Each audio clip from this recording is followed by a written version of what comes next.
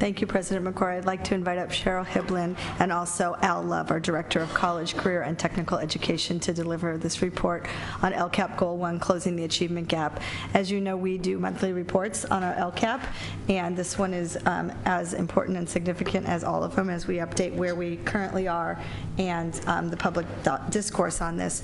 As they're joining us up here on the dais, before we hear from our Director of Secondary Education, Cheryl Hiblin, I just want to make a point that I know Cheryl would agree with, that we wouldn't be able to deliver on our commitment to our students that we serve without our amazing partners.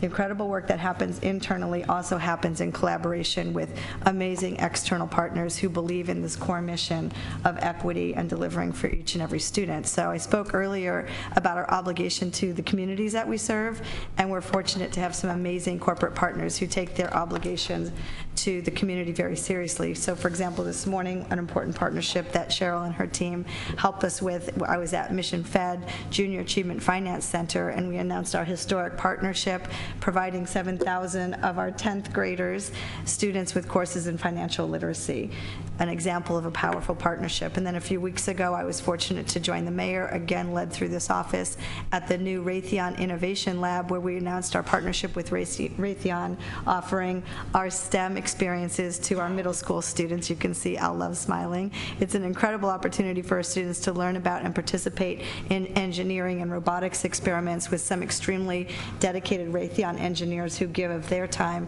to mentor and support our students. And I have to also give a shout out to the Devil Duckies robotics team from Madison High School and their engineering teacher, Jonathan Medina. They built some amazing machines using the criteria provided by Raytheon, and all of this happens through the coordination. I have to say thank you to Michael Goodbody and this whole team that puts this work together. Besides those amazing machines and what we saw at Raytheon, I want to let everyone know about the strong work happening at Sequoia Elementary School, where another partner, Chevron, provided children with new robotics kits. Mayor Faulkner was on hand to deliver those kits. The robotic kits for Sequoia were donated as a part of Chevron's Fuel Your School program, which aims to inspire next generation of scientists and engineers. Here's the exciting part. San Diego Unified teachers can go to fuelyourschool.com from now through November 15th to get up to $1,000 in funding for their classrooms, because Chevron's committed to up to $400,000 in contributions to help our schools. Another wonderful opportunity to benefit our students. So I just had to say thank you to partners. We're going to get into the real data and outcomes that we're currently experiencing in this LCAP update. And I have to say thank you to our Director of Secondary Education, Cheryl Hiblin, who is leading much of this work as we start this report, and board members to know we need Cheryl. It has her time to present the entire report, and I promised her that we wouldn't interrupt her while she's presenting. So she has a time limit, and she's practiced her 20 minutes, and we want to give her a chance to get through the entire report. There's several sections. At the end of each section, there's a summary and next steps, and we'll hear all of those, and then we'll be able to engage in dialogue after she presents the full report. So Cheryl. Thank you. Thank you. Thank you. Go. Yeah, no 3 hours. Okay, so in the first section of this report, I'll provide updates on track to graduation. And I think it's important that I just state, as I do each year about this, that we're not talking about cohort graduation rates tonight. We're talking about on-track rates horizontally from the beginning of the year until the end of the year. I'm going to cover UCA to G 2017, On Track for Readiness, UCA to G 2016, A to G with a C, LOTE updates, language other than English exams, the early assessment program, and online learning in this particular segment. So I was asked, well, why is this important data? Why do we value this data? And I think one of the reasons why this data is valuable is because we believe that a meaningful graduation means that you will have entry and access to college and/or career, where all students have a future where they are able to earn a living wage. And so this data that we're going to see tonight, some of it is about access and some of it is about deep mastery. And both of those things are really important in terms of having a post-secondary future. Just as a reminder, these are our graduation requirements, and so in the data that you see tonight, you'll see our graduation requirements in the subject areas, but you'll also see some graduation requirements combined, and I'll talk about that in one of the slides. So So this is the pie chart that I showed last year, and this is readiness data for the senior year, not cohort graduation rate.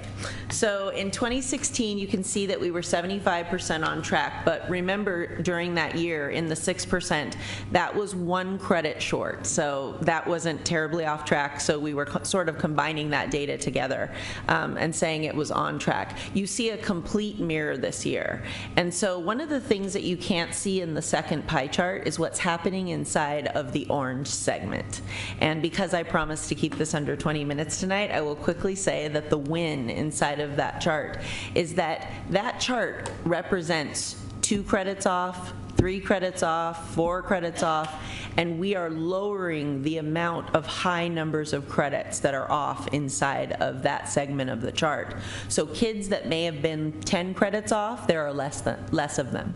And so that's a huge win for us. And if this is any indicator of what's going to happen at the end of the year, we know that our data department and my office is looking at, we qualified a readiness of 92% graduation.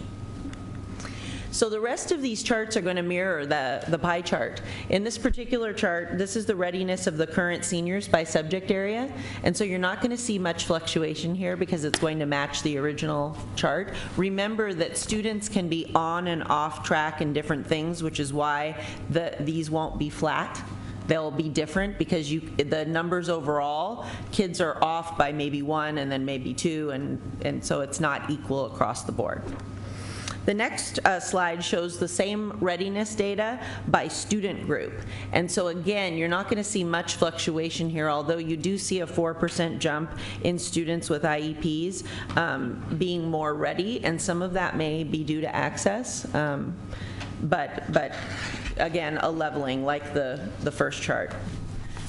This is readiness data by racial or ethnic group, and again, you see a similar comparison, similarly to the pie chart.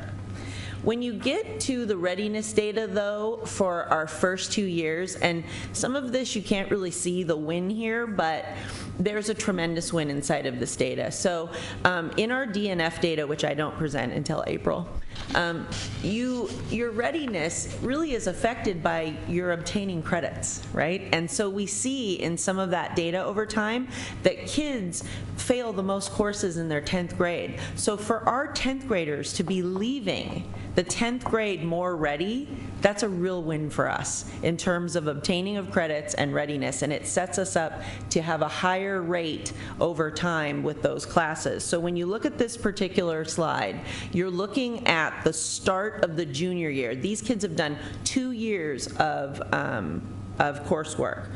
This is by subject area, and the one that probably looks the most like, is the language, and that shouldn't surprise us because we've done some tremendous work, and you're going to see the data around the language other than English and the mastery of language and treating it like a strength, so you're going to see those numbers go way up, possibly every year, because we're opening more languages for more proficiency each year.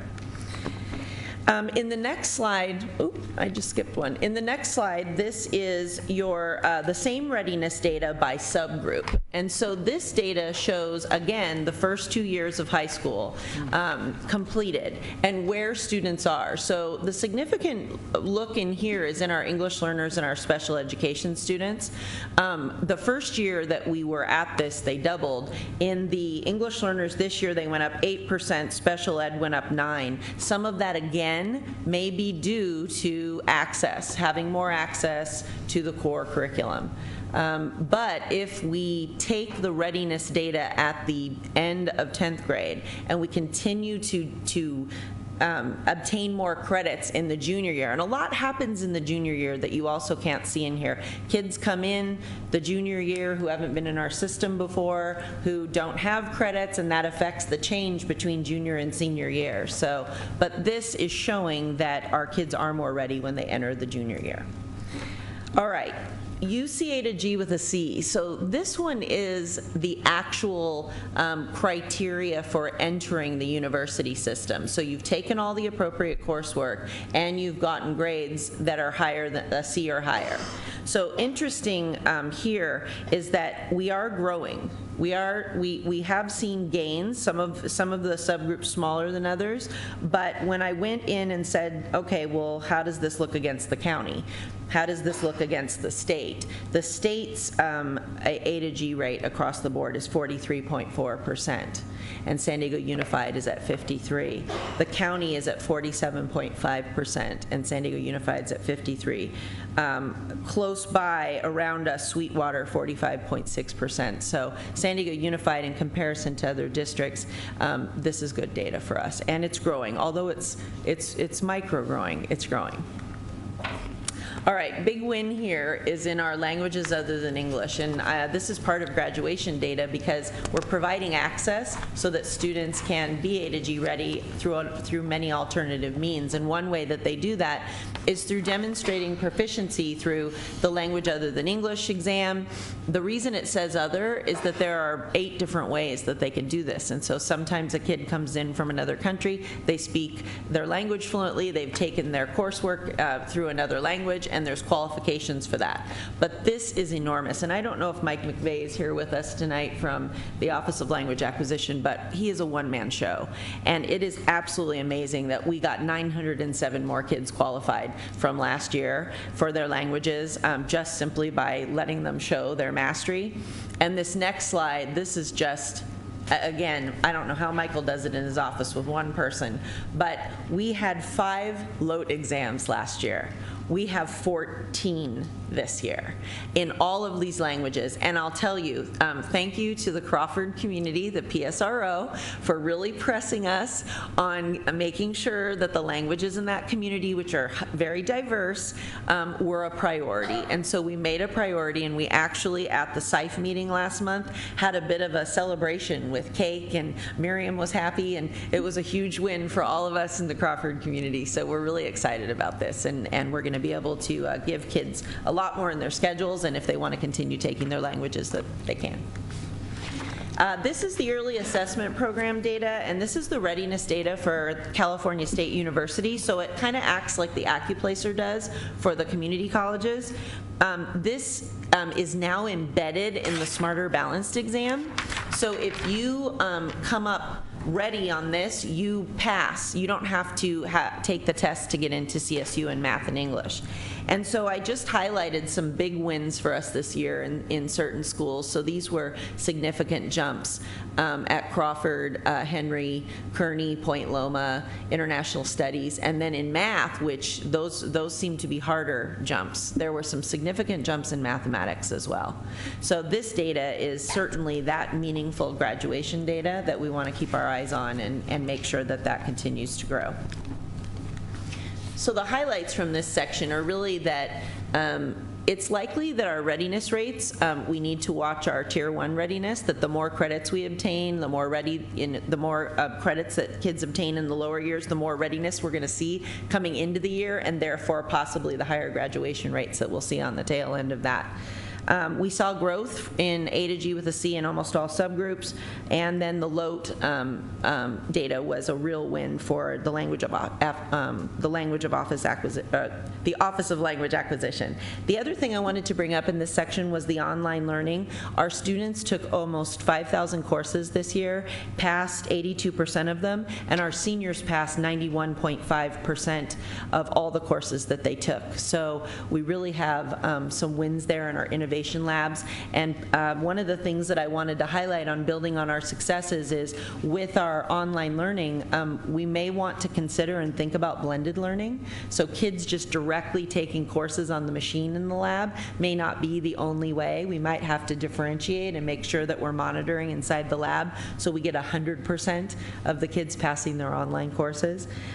We certainly want to continue to build LOTE assessments in student languages. We'll probably work in areas that have high concentrations of diverse languages that we don't offer in our schools. We want to continue to see language as a strength. We want to continue to differentiate the idea of graduation versus a meaningful graduation, one where you actually have the tools to have Tier 1 success and we see outcomes in terms of college readiness.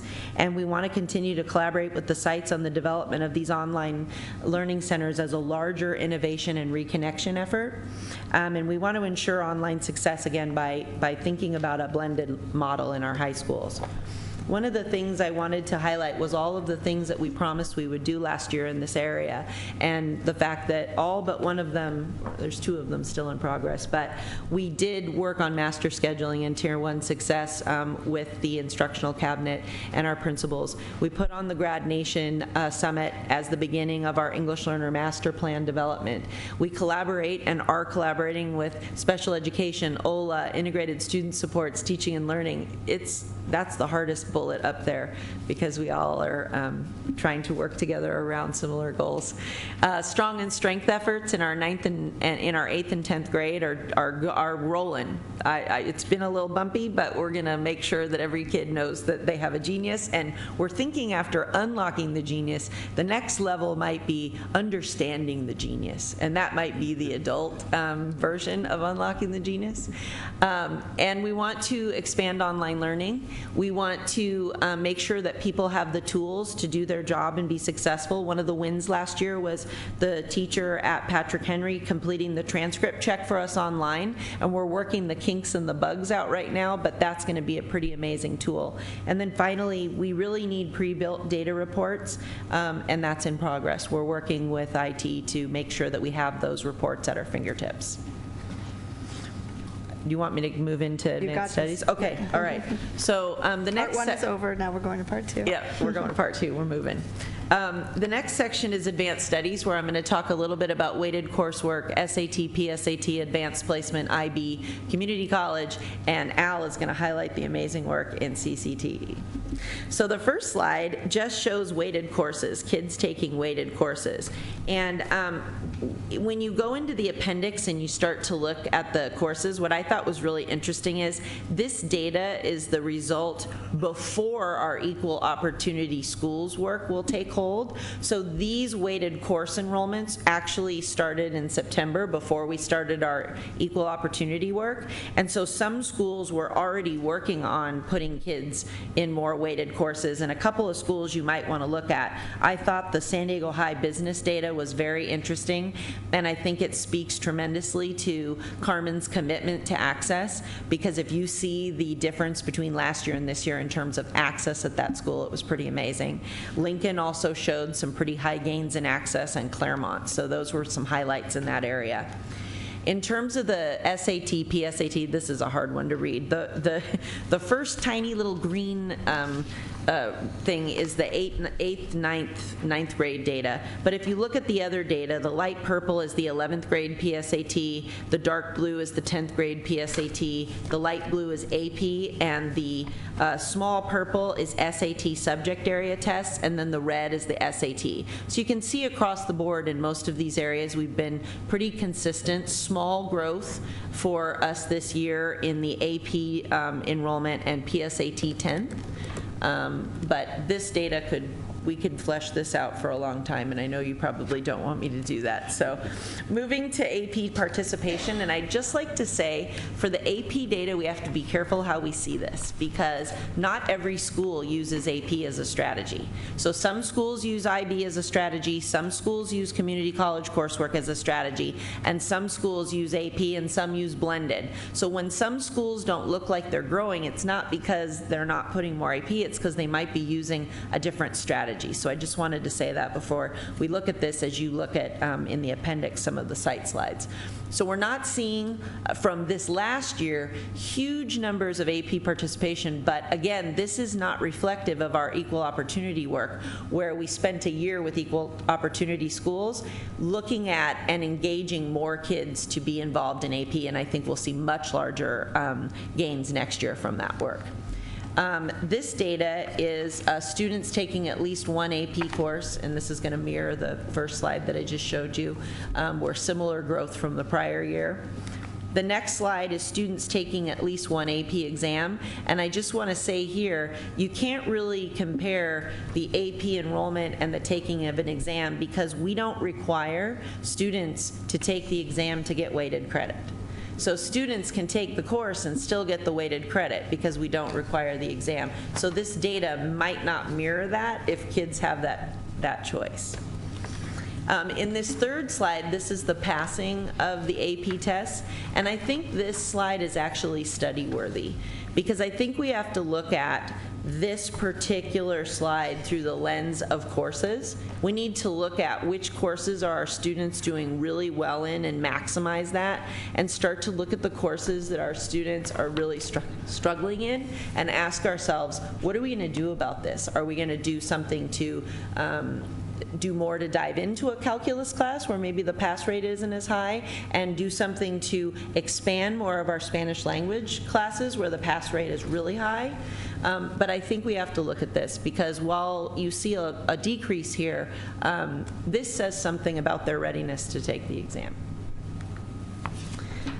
This is our look about our AP data against the nation and the state. So you can see that overall we're slightly higher than the state, but we're higher than the nation in terms of our taking of courses and passing them. In IB, and I'm going to move through these pretty quickly because there's a lot of data here. We get it from IB. So last year, international studies students took 589 exams. This year, they took 682.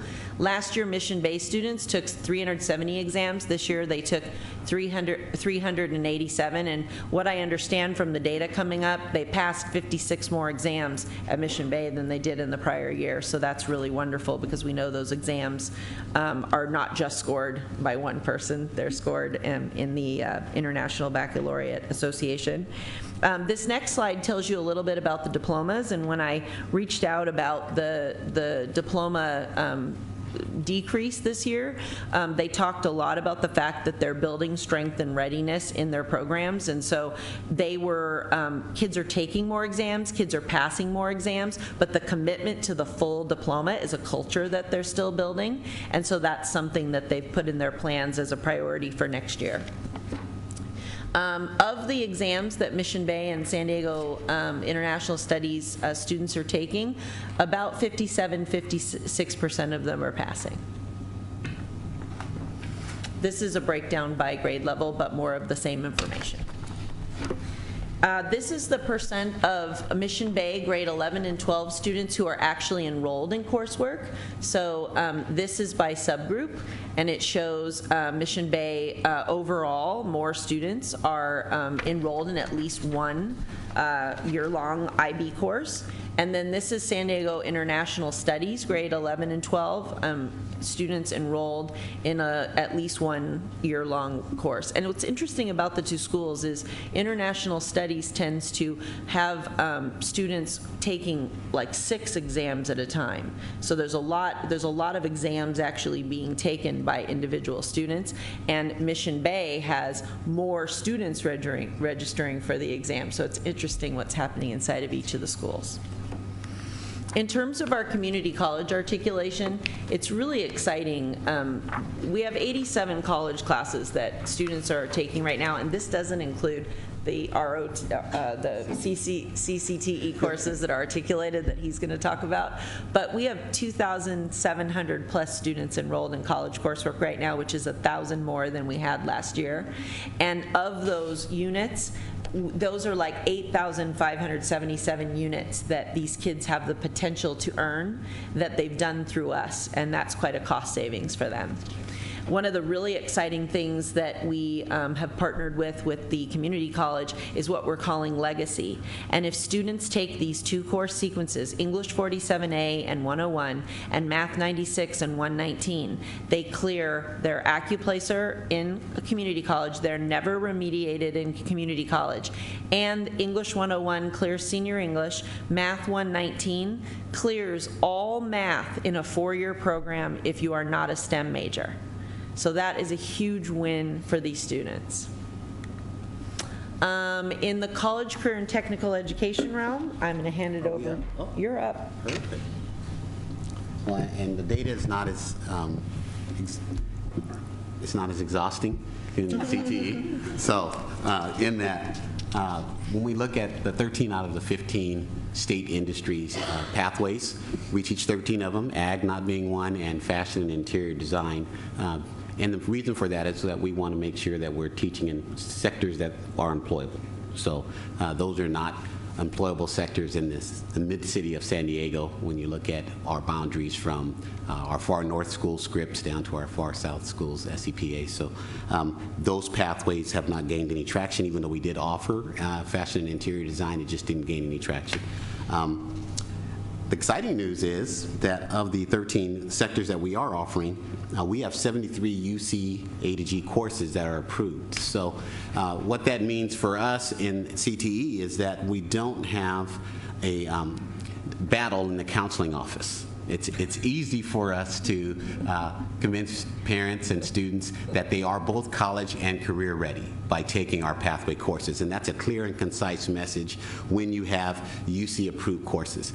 And I will say that I've been in 5 districts, and in most districts CTE courses don't get UC A to G approval. So by San Diego Unified School District having 73 UC A to G courses approved, first of all, it's a conversation that everybody wants to be part of in other districts to see how we can create the rigorous and robust coursework that meets UC A to G approval. And the counseling office really loves the fact that it allows them to sell the courses, because we know they're great courses, but it allows them to also sell the courses in the counseling office. What that has done for us when we look at articulated courses, the community college, we have 22 current CTE courses that articulate in our San Diego Community College District. What that means is we have 4,000 plus students enrolled in these articulated courses, and that means there's a possibility of over 10,000 units being earned. And that, of course, equates to dollars, and that points towards the hundreds of dollars of saving, hundreds of thousands of dollars of savings when you look at what that looks like for a student. Explain how many courses they get from multimedia. Well, for multimedia, so you can take a particular CTE course, and it's valued at 9 credits at the community college level. So what happens at the community college level is the instructor meets with our instructor, and they go over the curriculum. They basically do a crosswalk through the curriculum to see what's being covered. And once that investigation is done, we look at what's offered at the community college, and in this particular case with multimedia, it covered 3 actual course experiences, so that was 9 credit units. So that's an extraordinary jump in a student who's transitioning from that pathway at the high school level to the community college level, that they're not taking a redundant course over, and in fact they are now moving into to really the transferable courses when they look at moving to the CSUs or the UCs. So moving into the data, the good news for us is it's kind of consistent. We want to, yeah, I'll let you work that. Thank you. It's consistent. So if we just pick one grade level, look at freshmen. Most of your freshmen coming in, you're looking at 6 classes, so they're going to take the English, math, history, science, and they're going to take a world language, and they're going to take PE. So there's not a lot of room to take an extra course. And so whenever we're factoring in why a particular group of students aren't taking in CTE courses, we always have to factor in where does it fit in their schedule, especially as they pursue AP classes. We do have 2 AP classes in our CTE coursework, AP Computer Science and AP Environmental Science. So however, if you're not in one of those 2 pathways and you're taking an AP course, it's not going to be a CTE course, so that now takes another spot. So when you look at the data, semester courses passed in high school, taken in high school, it's basically consistent all the way through. And when you look at the number of students that are, when they take a class in CTE, they tend to pass it. And I base that on 2 factors, either interest or success. So if you get the interested student, they usually are going to navigate the coursework pretty well. But CTE course instructors really focus their work on interest and success. So creating bite-sized, successful experience so students will stay the course. Because it's tough when you're taking auto body or if you're taking an engineering course. Both are tough if you weren't initially interested in it. So successful experiences are what we believe allow students to navigate passing courses at a C or better and being successful in the CTE pathway experience. By groups, when you look at student groups, you'll see the same numbers, that it's similar from year to year. Your 2014, 15, 16, not a lot of change in the performance numbers. We do have one spike, though, I think, at the next slide. Pass. Yeah, we're good with that one? Which one do you want? Okay, high school, well, again, when we look at semester courses passed in high schools, similar, but when we look at cluster, what we see, Claremont offers us a good example of the school mission and the school vision changing, and thus participation numbers really exploding. So when you look at Claremont and you look at their 2015 number, and then you look at their 2016 number, you see a 10% growth in the number of students that are taking 4 or more CTE classes. So that's a philosophy, that's a vision, that's a mission. They have gone to a academy structure, so every student coming in 9th grade is going to be in a CTE class. So you're going to have a CTE course every year. So the number of students having 4+ more classes is going to increase. So in most of our schools, you're not going to see that. You're going to see that at a Claremont, where they're 4 wide. You're going to see it at a Kearney, where they're an academy structure. You're going to see it at schools that have a number of California partnership academies. They'll have a larger percentage of students that start right away in a CTE course, and because their schedule is built in a way that allows them to also make sure they can meet those UCA to G requirements when it comes down to 2-year language requirement, those aren't in danger. So they work in alignment with that whole theme of college and career readiness. And I think that's my last slide. Yep. Okay, so we just wanted to highlight that more students are taking weighted courses, more students are taking the PSAT and AP courses, more students are taking IB exams. College coursework is increasing, and our college articulation through CCTE is also increasing. And so in building on that success, we're going to continue our partnership with Equal Opportunity Schools. They're with us this year to see us through this year of the students are enrolled, now what? And we want to make sure that the experience is quality with the outcomes that we want to see.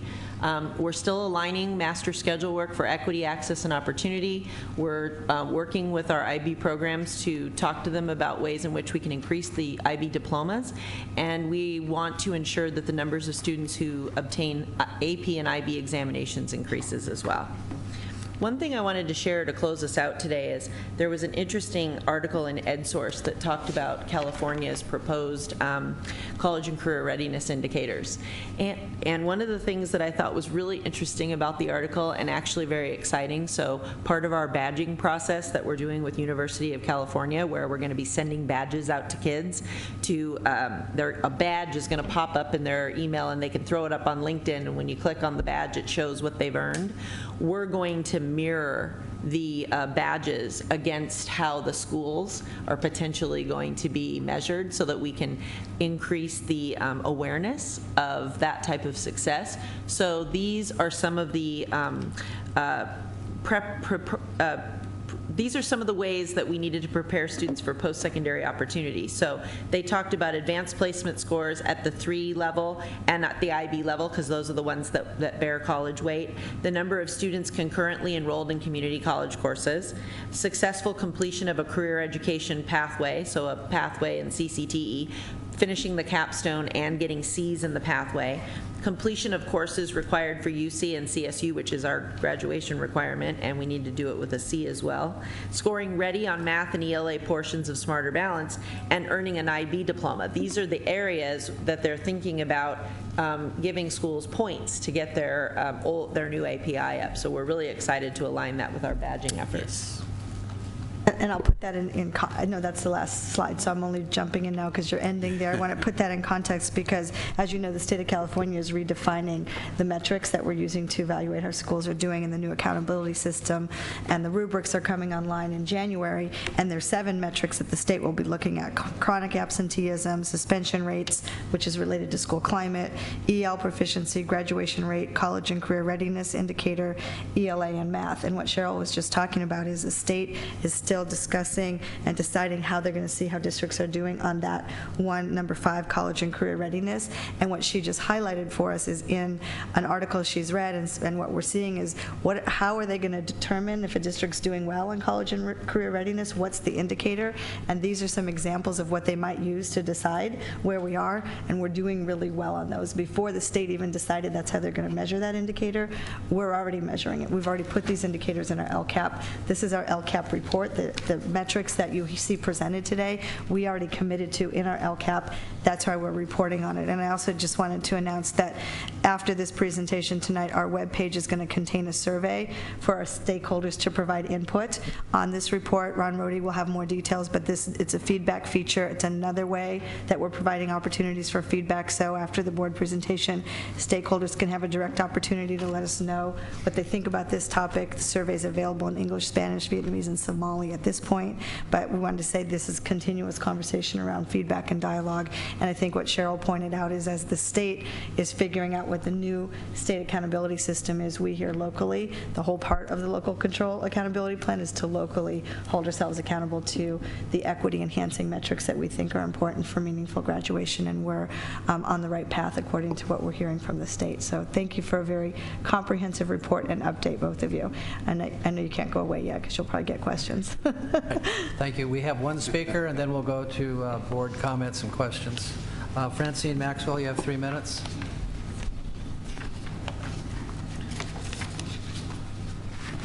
Thank you for your interest in this topic. Francine Maxwell, District E resident. I'm excited about unlocking the genius, but if the door isn't unlocked, then there's no genius to be had.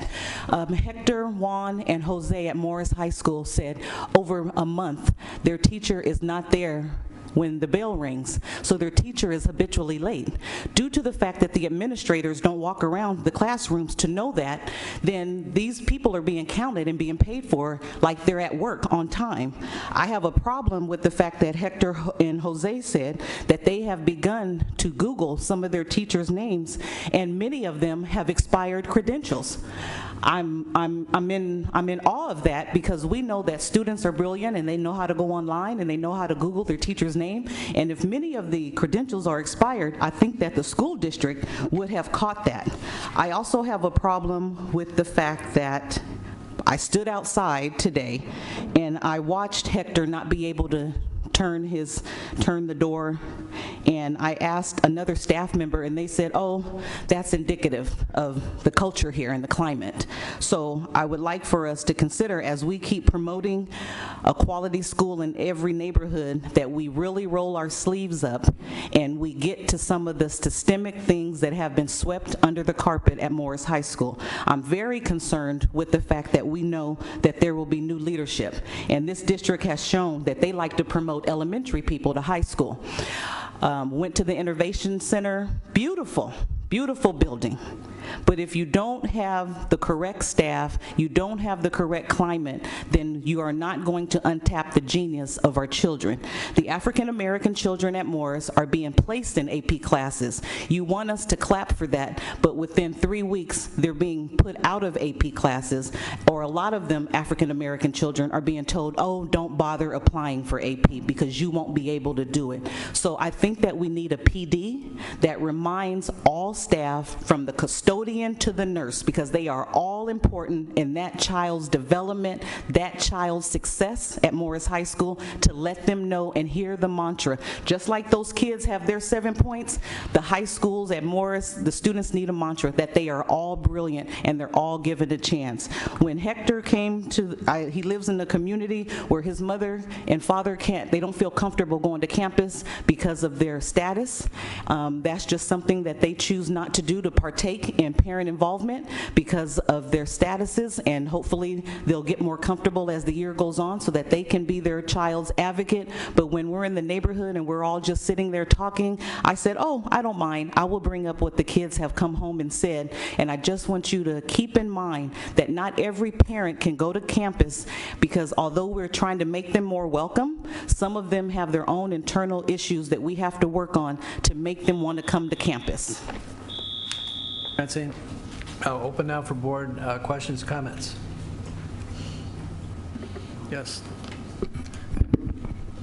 Trustee Well, Evans. thanks a lot for this report, and I really like having these accountability reports. I remember in years past having presentations on test scores and so forth and going through all the details, and it was sort of like, and so what?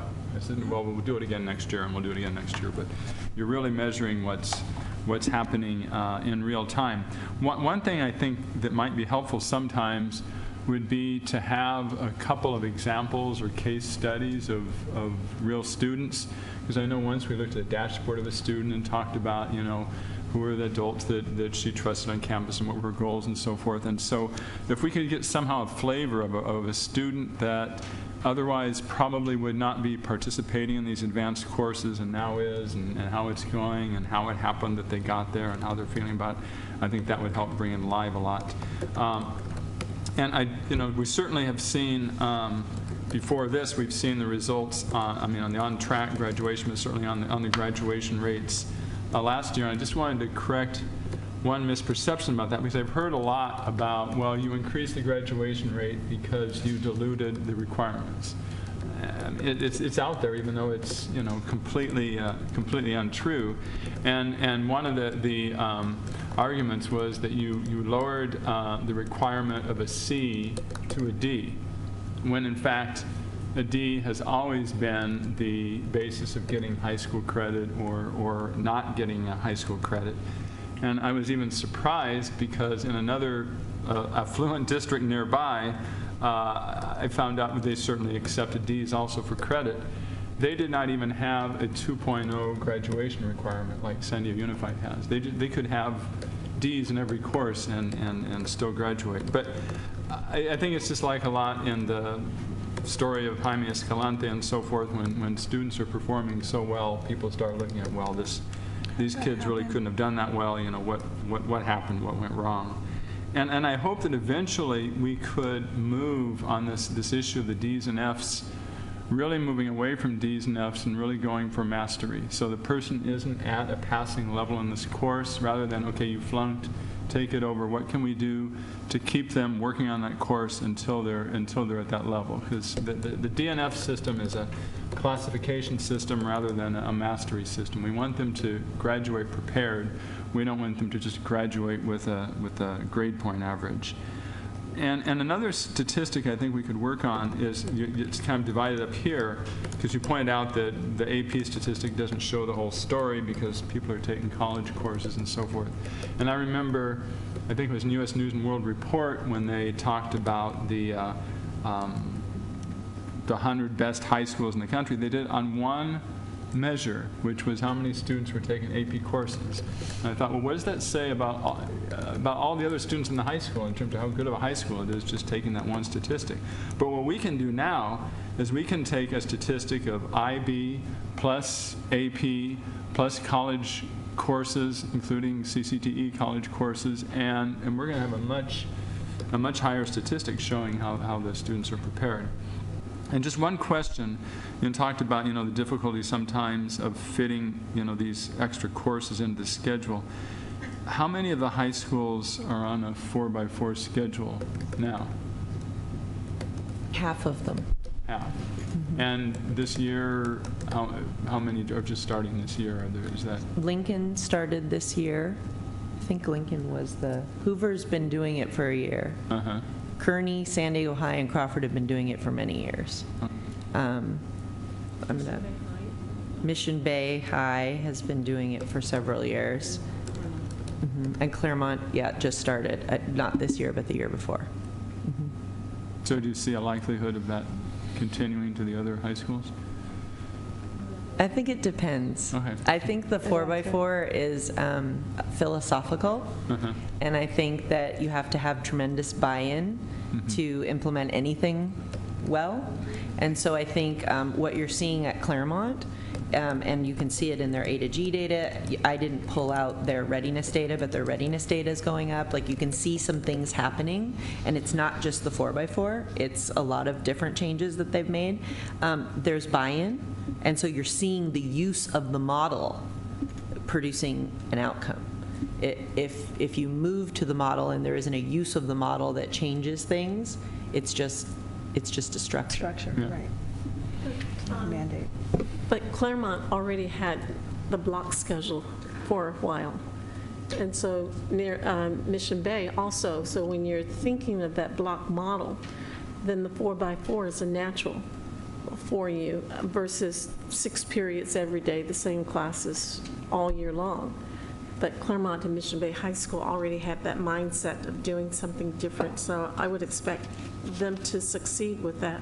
Are you finished, John?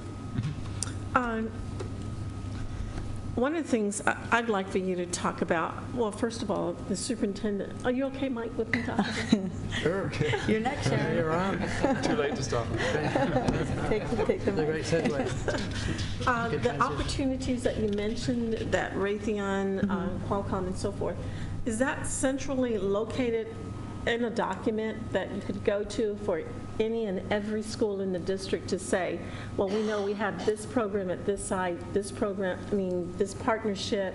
Yeah, it started with our partnership, I would think, with Qualcomm and the Think a Bit Lab, and that was a key partnership. And then the mayor of the city actually featured partnerships like that and challenged the city to do more things like that. And it's not just the Think a Bit Labs and the Raytheons, it has to do with some of the other things we're doing. And Cheryl is looking at the equity approach and how do we make sure we have opportunities across the system. And you were nodding your head about where to... So the Qualcomm lab, the Sea Life lab at SeaWorld, and the Raytheon lab were all labs developed with a middle school focus, and the reason why was we wanted to expose students to STEM earlier so they saw themselves in the STEM world.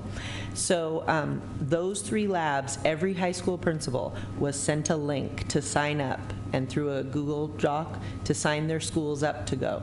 So everybody had access to all 3. I think the next step, though, and I talked to the middle level principals about this today, business, we may have our Ed Hidalgo back, so we're trying to incubate some business space at schools and build labs where schools have something similar to Lewis. And through the makerspace movement through our CCTE and this incubator idea with Ed Hidalgo and USD under Heather Latimer now, we're really excited about the possibilities on the ground at the schools for these STEM labs.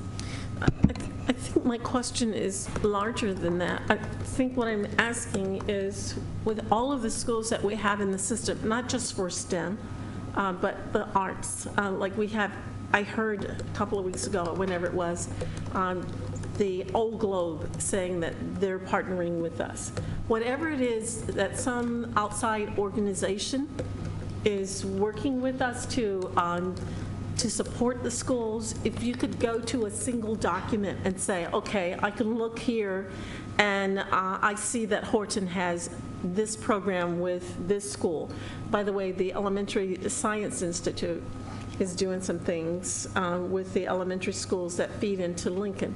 So it just would be nice for the parents, for anyone in the community to be able to see what our partners in the whole city, county, or whatever, what they're doing in one place so that you would know without having to search and, oh, I'm looking for this one and I can't find that. I don't know about this partnership or whatever. Right.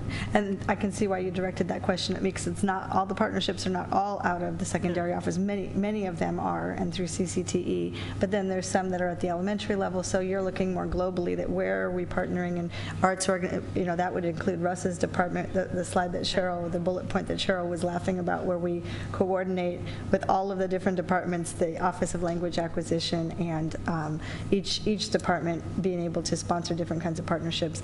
That does get coordinated at a different level, so I think that's something to think through. Right, and not just coordinate it, but out so that... Make it public for people to see. Right, and easily accessible. That could be something that we also have our partners, our Stan, who runs Family and Community Engagement and Community Partners, to be the umbrella of all of these different divisions and departments that are partnering with agencies, to have that be coordinated and understood publicly. And I just wanted to, you mentioned Grad Nation. I want to also commend the parents at Crawford, because I know they're taking a leadership role and they shared that, and it even came up as a discussion topic last night, the fact that Crawford is involved, they're assuming a leadership role and I'm thankful for that. One of the things that keeps coming up is this whole business of AP versus college, community college credit or courses. If you take the AP class and you don't take the exam, then you don't get advanced credit for college, right? But if you take the community college class and you do well on it, then you get the college. I mean, that whole issue needs to be really looked at in terms of not just recommending, but also informing people about which choice they should look at down the road. What is their goal? What purpose are they taking the class for? And how will that assist them in their particular direction, whatever it is they want to do?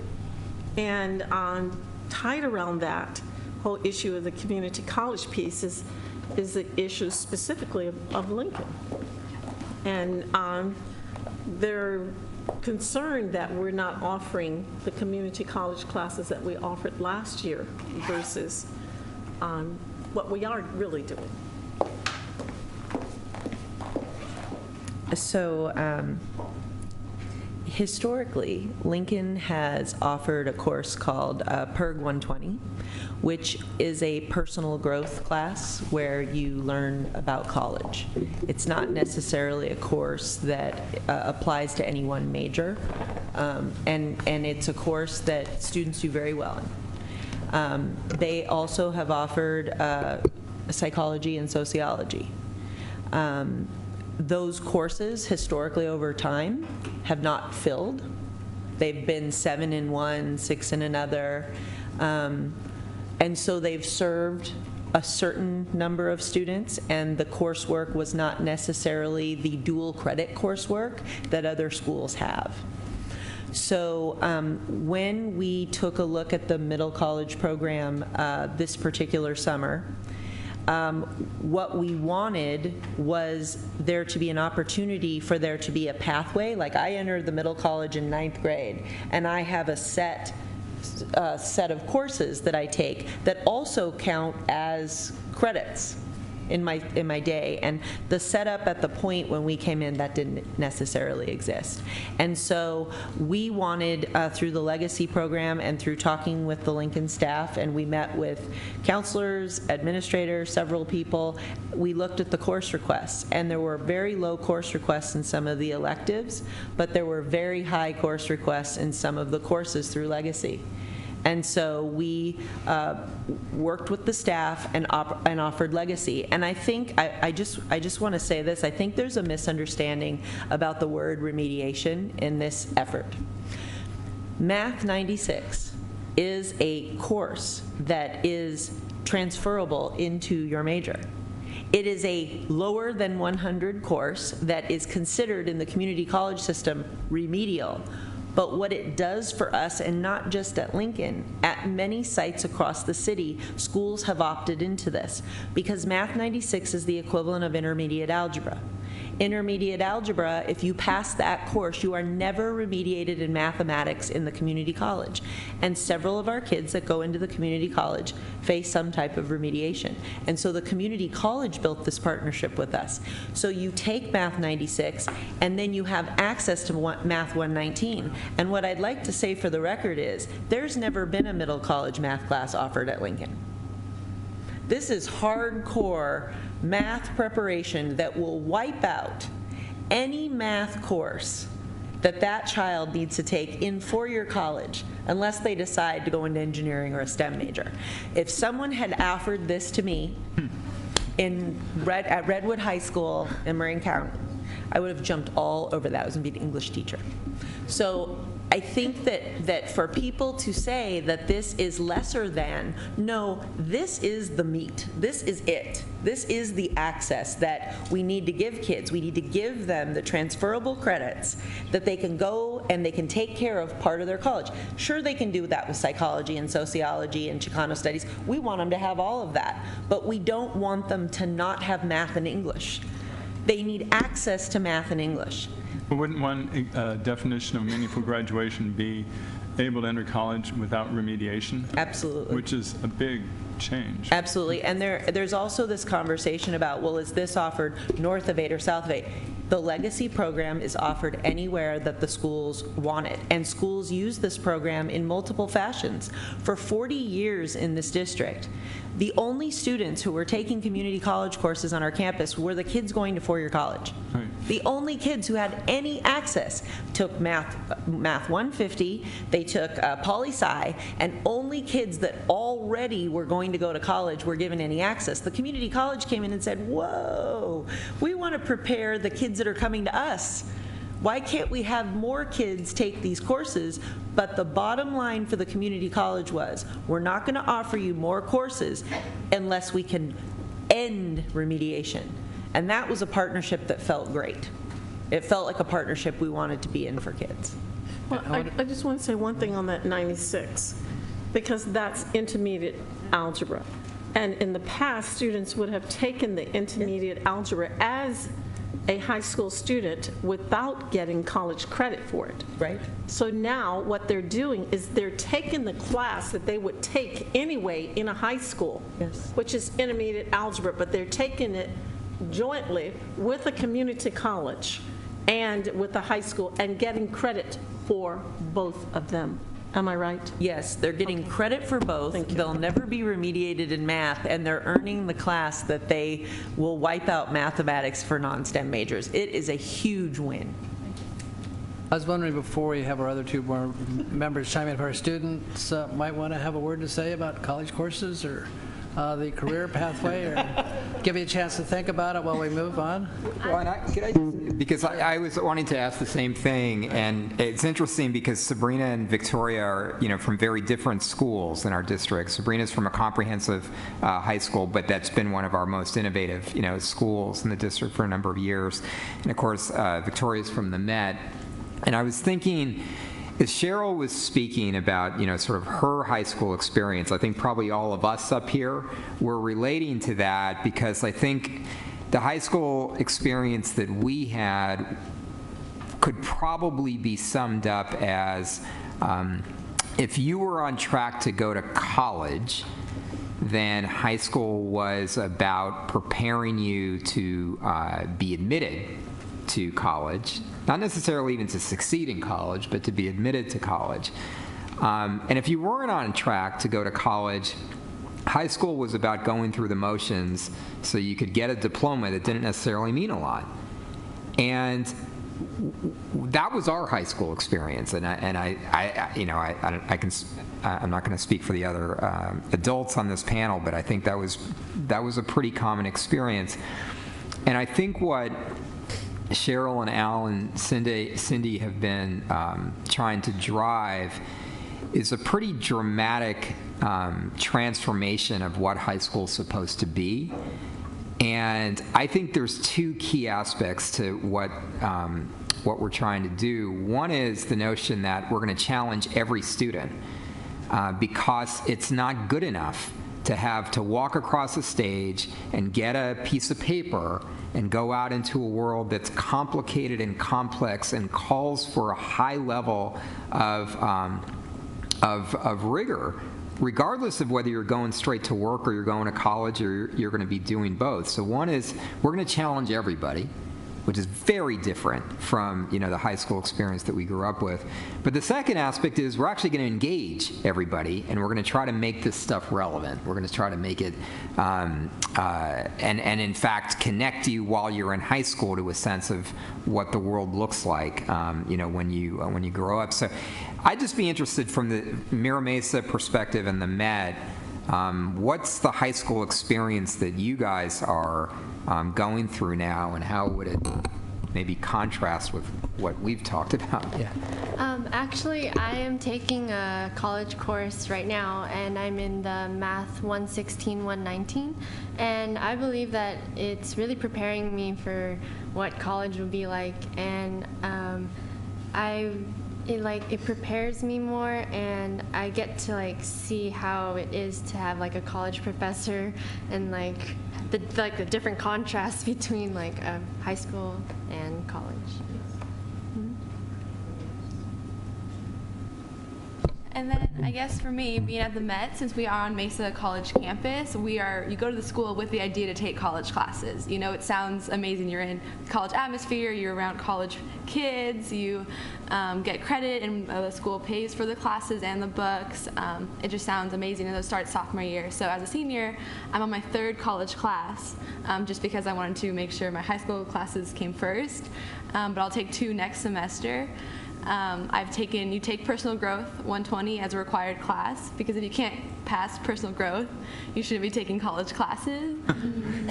So you start there, but then I took psychology 101 with college kids, and I'm in English 105 right now, which is, starting at college level English in my senior year, and you're around kids who are 24, 25, and you're at the same level as them. It's a really unique experience that it matures you, it puts you around professionals that you don't normally see in a high school setting. And then on the flip side, because I'm at the Met, so we're driven like that, I have friends that are at UC who, University City High School, who don't know exactly where they're going to go to college, but they're in the legacy program, and you could just see how that makes a difference in them, that they know that it's still counting for something more than just high school credit.